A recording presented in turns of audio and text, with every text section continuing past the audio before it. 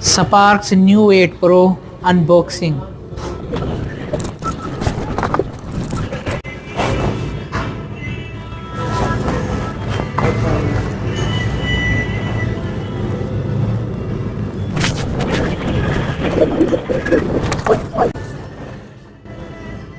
बढ़िया video sheet है क्या बन जाए